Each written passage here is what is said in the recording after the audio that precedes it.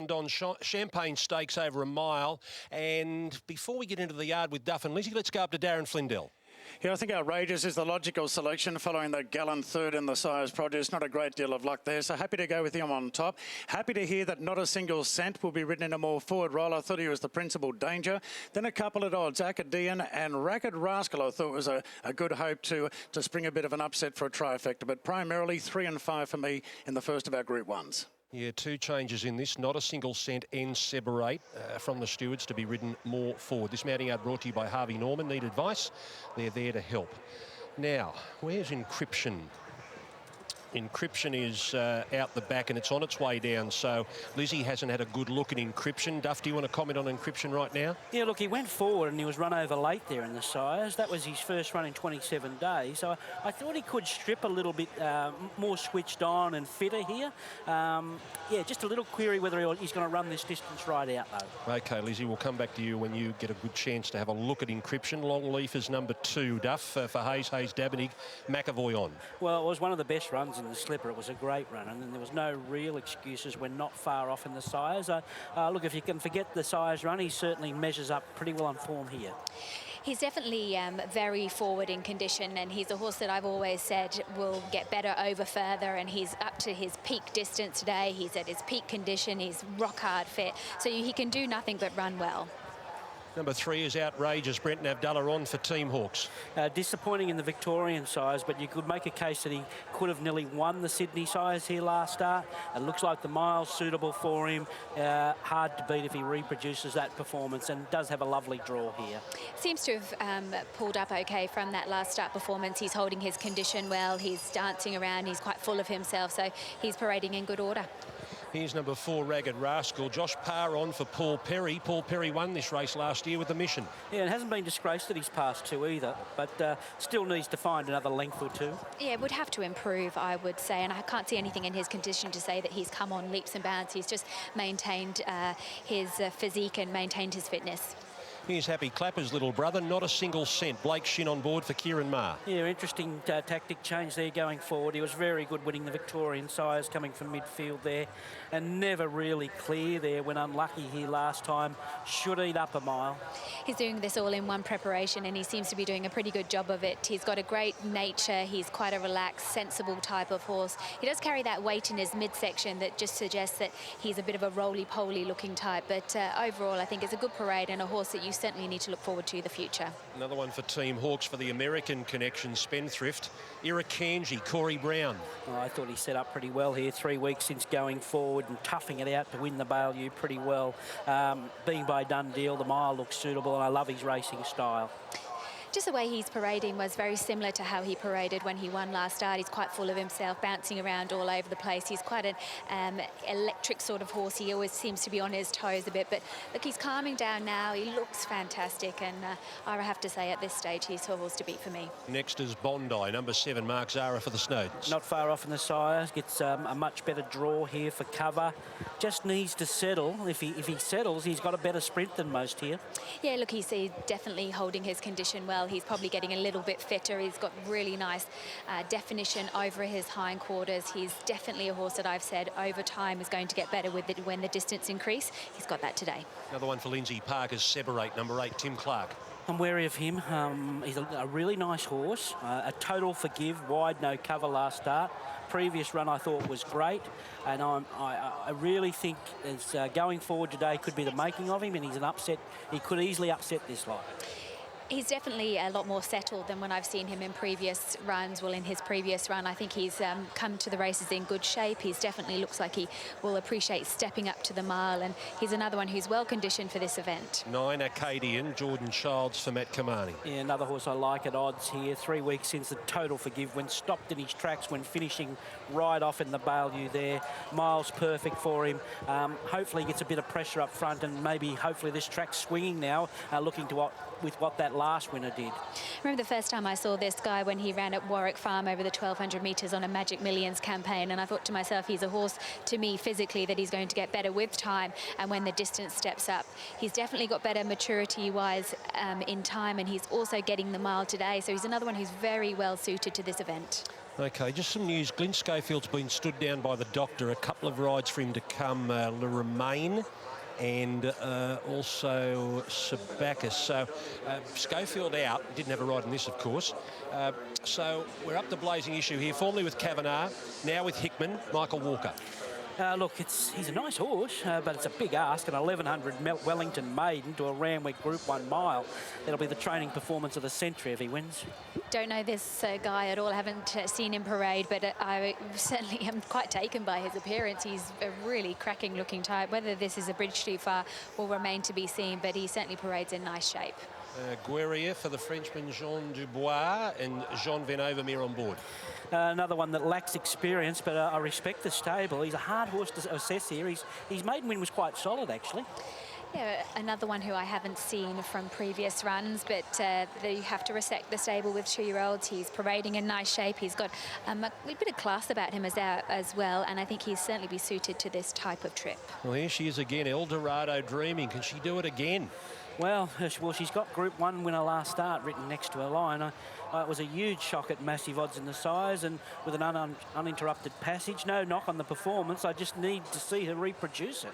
Well, she hasn't taken a step backwards from that day. I remember looking at her in the yard saying even though she was 100 to 1 chance, she was still turned out really nicely and looked incredibly healthy. So she's again turned up in good shape, and if she can certainly string one together, we'll be standing up and saying something. And Seabrook's still going in this prep. She's tough, and this is for Mick Price and Damien Oliver. Yeah, she was slow out and not herself in the sires, and she'd obviously go close on her best form. I'm just wondering if she was just a little flat last time.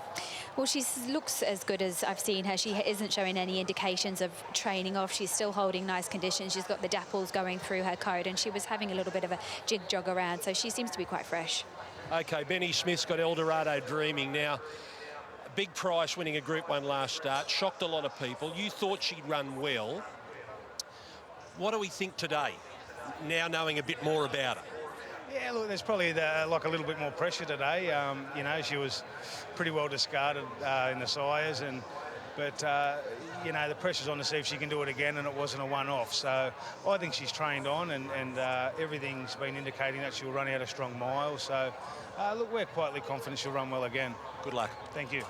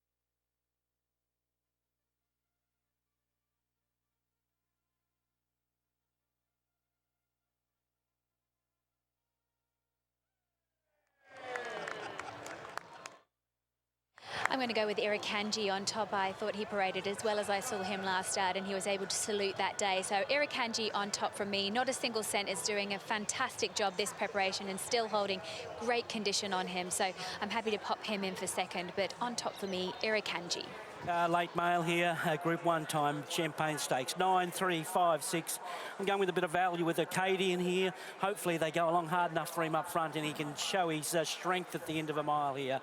I think the stablemates will run well here. Outrageous, who should have certainly figured in the sires last time. I'm putting in Not a Single Cent, who still looks to have upside with him. And Irakanji looks big odds for an on-pace runner who did a really good job winning last time, doing a bit of work.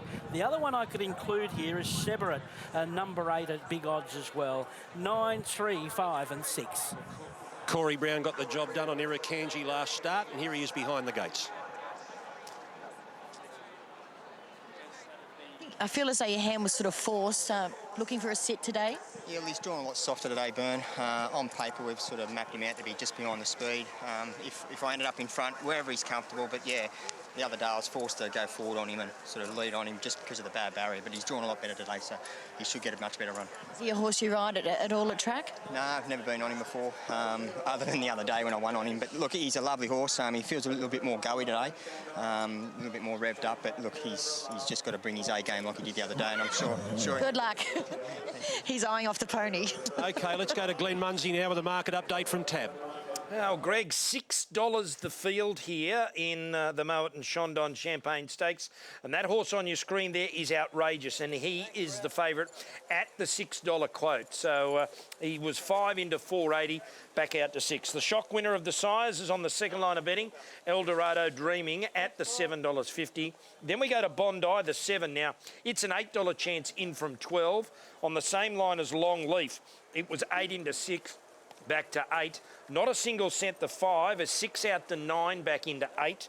Then we go to Seabrook, is 6 out to 9. Encryption, the toppy, was 16, now a $9.50 chance. Irakanji has been around the $10 or $11 mark all the way through. Seabrook has been 26 to 17. Acadian is 14 out to 21. Gr1 is 31, now 26. Ragged Rascal, 51. Blazing Issue is the roughie at 126. Outrageous, tight and a half a point.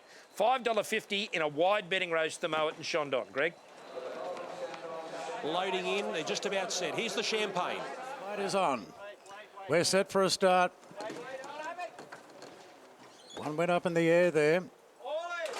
Gates open now, racing, Blazing Issue. Just missed the start a little bit, and Seabrook is taken back. Bondi and Long Leaf along with Encryption, Separate, all jump well. And I think Acadian's with the leaders as well. Gr1 just behind with Irakanji.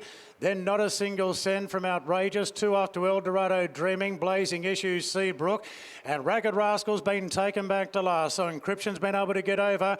And Separate got across into second with it. Bondi Park's behind, and Acadian a handy fourth and keen.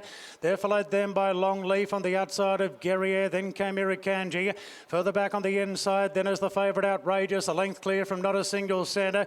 Then came further back to Eldorado Dreaming from Blazing Issue. A length and a half to Seabrook, and Ragged Rascal is the last one. Bowman's got Encryption at the lead of the 800 metres by a half length on Separator. Long Leaf is covering a bit of ground on the outside of Bondi, and Acadian right there in fifth. Further back to Gr1, a half the outside to Irakanji. Now Not a Single Cent pulling to the outside, starting a runner. Outrageous back on the inside, trailing a roughie. And then came Eldorado Dreaming around the turn. Encryption leads. Bondi's coming off the fence from Separator. Then Long Leaf from Acadian. Not a Single Cent to the outside with Irakanji. And Gr1 is picking up ground. Outrageous is going to need some luck at the 250. Bondi moves up to Encryption. Seabrook coming off the fence now with a good run late. Bondi takes the lead from Seabrook going after it. It's Bondi a half in front to Seabrook. Eldorado Dreaming's flashing home, but Seabrook got to the front, and Seabrook goes on to win it. Seabrook got up in the Champagne from Bondi, and Eldorado Dreaming zoomed home into third. Then came Gr1 from Outrageous, Encryption. The field well strung out of the end from Irakanji. Not a Single Cent from Separate, then Ragged Rascal, Blazing Issue, Long Leaf, and Acadian was too keen. Well, that's a great training performance by Mick Price. Seabrook was up and going before the Blue Diamond, came through the slipper program and has competed in the slipper, sires and the Champagne, and tops the season off with a Group 1 victory over a mile. Seabrook, 880 and 310. A Group 1 win for Mick Price and Damien Oliver defeats Bondi, and Eldorado Dreaming, the big roughie from the sires, has rattled home to get third. One tough filly, as you said. She's been through everything. She looked a little flat in the sires when she missed the start, but she was on a game here today, finishing off brilliantly to win at the miles, and just showed how tough she really is, and beats Bondi, who was beautifully ridden there when he burst through and sprinted, but just outstayed on the line. And there was no fluke in that last run of Eldorado Dreaming, because she finished off hard again for another, well, a Group 1 placing here again. OK, winning rider, Damien Oliver. Yeah, outstanding to get that Group 1 win on the board at only start number 6, Ollie. Yeah, she's always had a big opinion of this filly, Byrne. And she's just hadn't things gone quite right for this prep, although she's had a win. She got knocked down in the lead up to the diamond, missed the diamond, won the lead up to the slipper, and then the gate was a bit against her in the slipper. She ran really well. In last start, she just really bungled the start, and it was a bit puzzling as to why she went so bad, but you had to forgive her for that one bad run, and she deserved a good win today. She does indeed, and I guess pressing forward, she's got a great body about her. She's going to mature into a lovely filly. Always shown a touch of class, and I think she's got great things ahead of her as a 3-year-old. Blue blood thoroughbreds would be absolutely over the moon. Yeah, they're doing a lot right. They've got some nice horses. They're picking out some really nice horses, and it's great to be part of it with them. Enjoy the Group 1. Good on you, Ben. Thank you. Pat Kearney is here representing the Mick Price stable. Just tell us about the toughness of Seabrook. She's such a tough filly, mate. She's come up to Sydney and she's been here for the last 2 months, and we've worked hard with her. She's been a bit of work, but we're really happy that we've got her here, and she's probably a very deserving win for this horse. We're very happy with her, yeah. When you look at the fields, you just get a surprise that she's there again. Yeah. She's running 3 big grand finals now. Oh, they're huge races, Golden Super, Size Produce and the Champagne. Look, it's the ultimate 3 for 2-year-olds, and yeah, we're just really happy that we've picked up one of them. Did the stable at any stage think, well, it's probably time to go out now, and then she just surprises you how she comes up after each run? Well, in all honesty, she just kept progressing throughout throughout her campaign. So we just decided to run her. I rode her the next day after she ran in the Size Produce, and I said to Mick, she's pulled up the exact same as what she was going into the slipper. So that's just how well of a horse she is, and she's just got so much more improvement to come. Hopefully we have a nice 3-year-old. So you ride her in all the work? Yeah, I ride her every day. I've had her since she was a little yearling, so I'm very proud of her. I'm surprised because I reckon you're 6'4". Yeah, 6'4". You must look good on her. Yeah, believe it or not, I actually used to ride in races. So, really happy with it. Good on you. Well, there she is. What a way to finish a prep. Yeah, awesome, thanks. Well done, Pat Kearney there, former jockey, now track rider, and every bit of 6'4". 13, 7, 12 and 11 are the numbers after the Group 1 Champagne Stakes. They've run 134.47 and the last 634.82. Where does that sit with the race record? Is it a race record? It is. Dance Hero held the race record at 34.75 and she's run 134.47. Not surprising on a day like today. They've been running fast times. We've got another Group 1 coming up soon, the All-Age Stakes, when we return to Royal Randwick.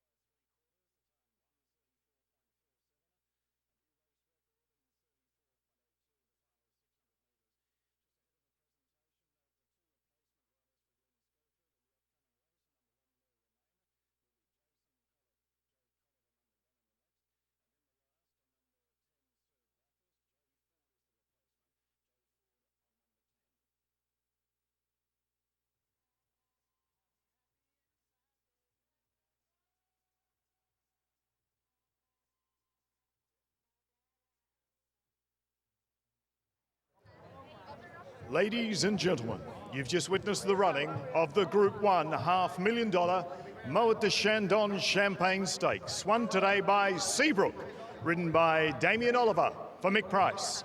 Moet de Chandon has been the champagne of success and glamour since 1743. Renowned for its achievements first and legendary pioneering spirit, Moet de Chandon is the maison that introduced champagne to the world. Moet is an icon of victorious achievement in sport, so it is only fitting that Moet has such a long history with horse racing in Australia, and today we celebrate our foundation partnership between Moet de Chandon and the Australian Turf Club.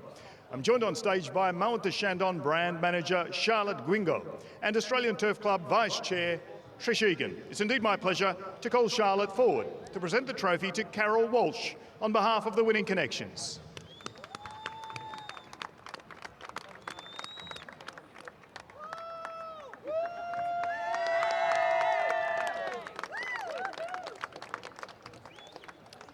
And now, Charlotte, if you'd be so kind to present the trophy for winning trainer Mick Price to Patrick Kearney.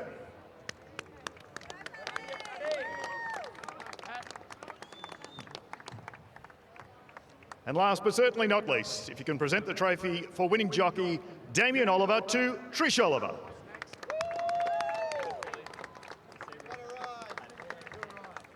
Ladies and gentlemen, that concludes the presentation. On behalf of Moet de Chandon and the ATC, we thank you very much for your courteous attention. And once again, we extend our congratulations to the Winning Connections of Seabrook.